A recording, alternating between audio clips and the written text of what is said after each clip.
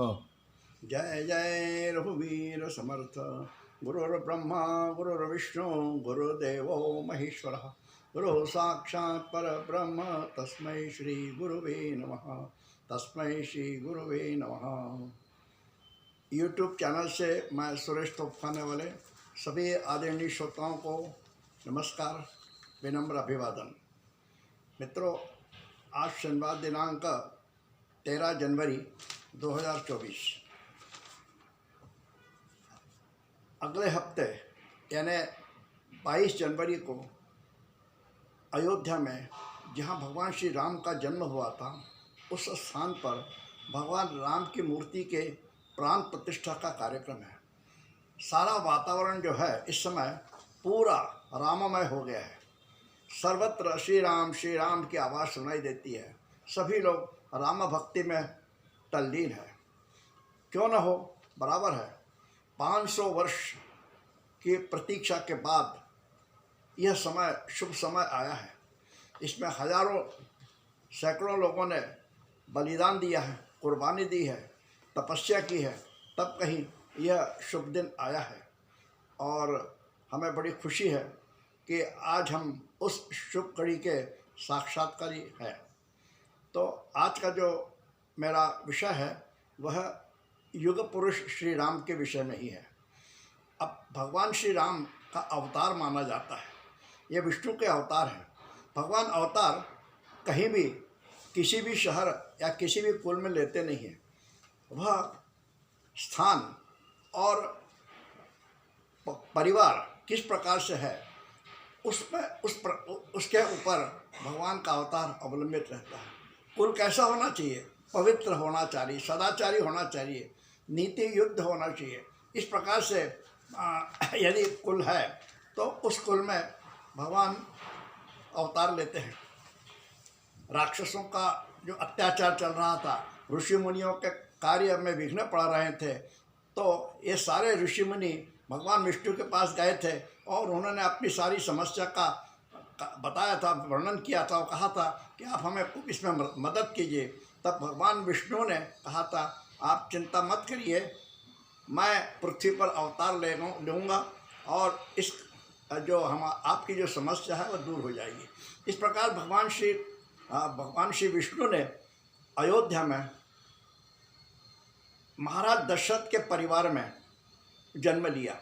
कौशल्य के कोख से उन्होंने जन्म लिया। अब यह महाराज दशरथ का पवित्र जब परिवार है, यह शुरू से ही पवित्र परिवार माना जाता है।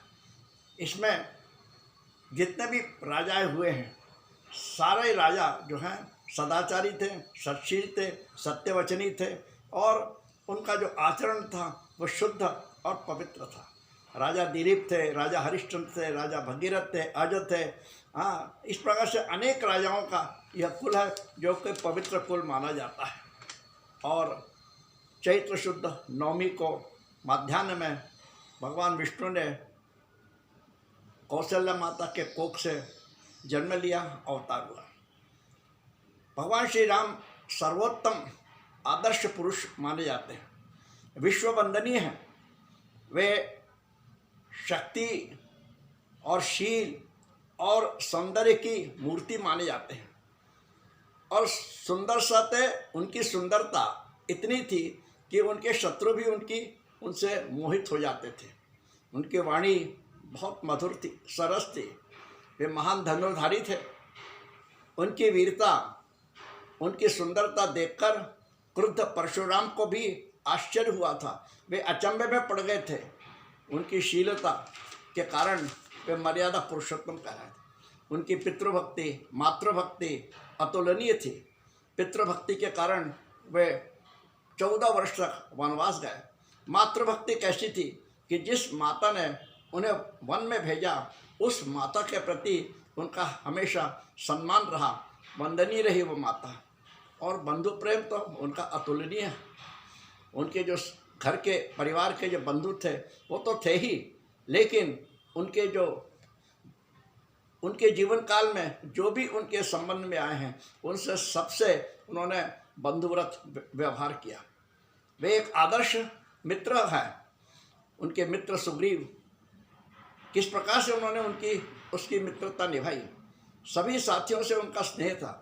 विभीषण जो रावण का भाई था वो शरणागति के लिए आया और रावण का श्री राम का मित्र बनकर रहा और भगवान श्री राम ने उसकी मित्रता ऐसी निभाई कि जब लंका पे विजय प्राप्त हो गई, रावण का दहन हो गया, तब उसी लंका में भगवान श्री राम ने विभीषण का राज्य तिलक करा दिया था। उस समय तो लक्ष्मण ने कहा था कि इस लंका को हम अपने कब्जे में कर लें, हम यहाँ पर राज्याभिषेक करें, लेकिन तब उन्होंने कहा था कि नहीं, उन्होंने कहा था कि यह हमें नहीं चाहिए। लंका की हमारी जो मातृभूमि है वही हमें सब में प्रिय है। धर्म पालन में हमेशा तत्पर रहते थे।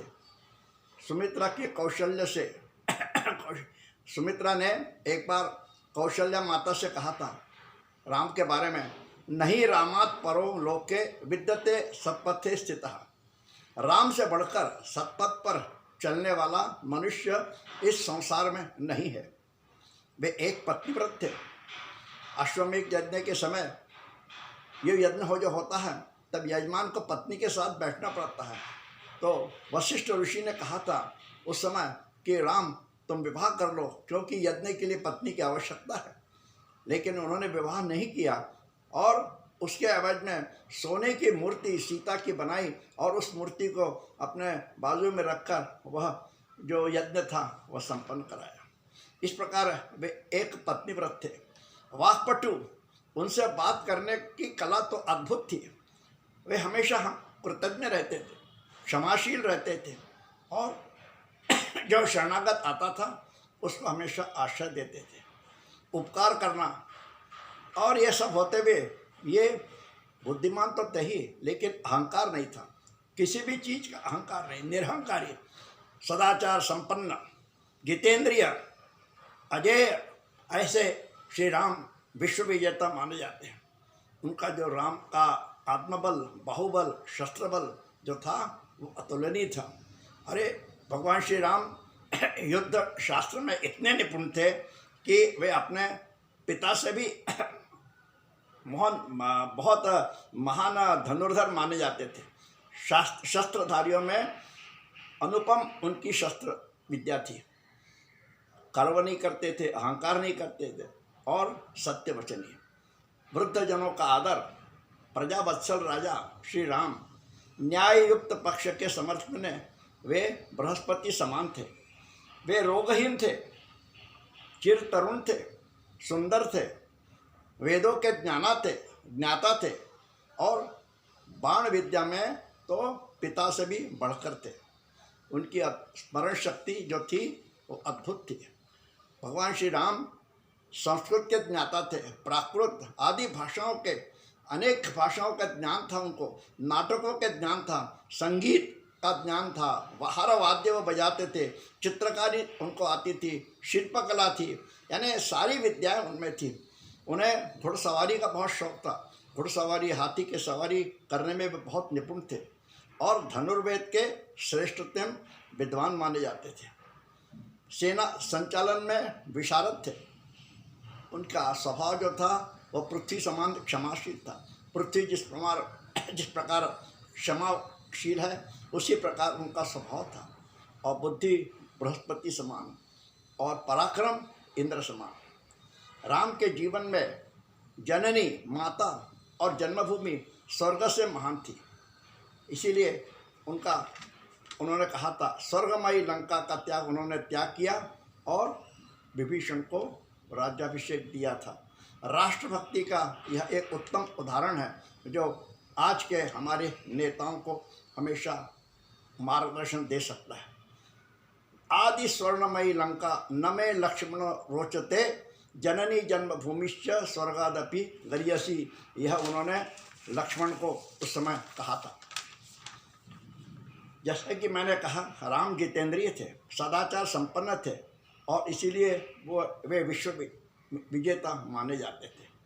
आत्मबल, बाहुबल, शस्त्रबल में अनुपम थे, सभी में अतुलनीय और युद्ध शास्त्र के महान आचार्य माने थे। रामायण के अयोध्या कांड में वाल्मीकि ऋषि ने श्री राम के गुणों का सुंदर वर्णन किया है। वे कहते हैं, श्री राम रूपवान और पराक्रमी हैं। वे सदा शांत रहते और मीठी वाणी बोलते थे। यदि कोई उनसे कठोर बात करता तो वे कोई प्रत्युत्तर नहीं देते थे। श्री राम बुद्धिमान और मधुर भाषी थे। पराक्रमी और शक्तिमान होने पर भी वे कभी गर्व नहीं करते थे। कोई अहंकार नहीं था। वे झूठ तो कभी बोलते ही नहीं थे। वृद्धजनों का सदा आदर करते थे। प्रजा का उनमें तथा उनका प्रजा में बहुत प्रेम था, स्नेह था। श्री राम धर्मज्ञ, पवित्र और दीनों पर कृपालु थे। श्री राम न्यायुक्त पक्ष के समर्थन में बृहस्पति के समान एक से एक बढ़कर युक्तियां देते थे और रोगहीन, तरुण और सुंदर थे। वे संपूर्ण विद्याओं के तथा वेदांगों के ज्ञाता थे। बाण विद्या में वे अपने पिता से भी बढ़कर थे। श्री राम के जीवन में जननी यानी माता, जन्मभूमि, यह स्वर्ग से भी बड़ी थी। एक बार देशभक्तों के बारे में उनसे पूछा गया था, तब उन्होंने यही कहा था कि कुछ भी हो जाए, हमारी मातृभूमि जो है उसके लिए हमें कुछ भी करना पड़े, करना चाहिए। तो रावण का जो मामा था मारीच ने रावण से जब राम का परिचय कराया था, बताया था, तब वो रावण से कहता है राम के बारे में, रामो विग्रहवान धर्मः, राम मूर्तिमान धर्म है। यह मारीच रावण का मामा रावण को बताता है। यानी मूर्तिमान धर्म श्री राम हमारे पूर्वज थे, हम उनके वंशज हैं, अनुयायी हैं, भक्त हैं। इसका हमें गौरव होना चाहिए और धर्म साधना में अग्रसर होना चाहिए। श्री राम के विषय में जो कहा गया है कि वे सर्वश्रेष्ठ योद्धा थे। वाल्मीकि रामायण के युद्धकांड में राम राज्य का वर्णन किया गया है। किस प्रकार है? श्री राम के शासन काल में कभी विधवाओं का विलाप नहीं हुआ, चोरी डाके आदि का नाम ही नहीं था। कोई भी मनुष्य अनर्थकारी कार्यों में लिप्त नहीं होता था। वृद्धों को बालकों के मृत्यु पश्चात के संस्कार नहीं करने पड़ते थे। सब लोग सदा प्रसन्न रहते थे। राम राज्य में लोग दीर्घजीवी होते थे। रोग रहित तथा शोक रहित जीवन होता था। श्री राम के राम राज्य में सारी प्रजा धर्म में लीन रहती थी, धर्मपरायण थी, कोई झूठ नहीं बोलता था। राम राज्य निस्संदेह एक स्वर्णयुग था। राम राज्य में वर्षा समय पर होती थी, सदा सुकाल ही रहता था, कभी अकाल नहीं था। यह सब इसलिए था क्योंकि श्री राम सर्वगुण संपन्न थे और उस स्वर्ण युग के वे युग पुरुष कहलाते थे, युग पुरुष थे।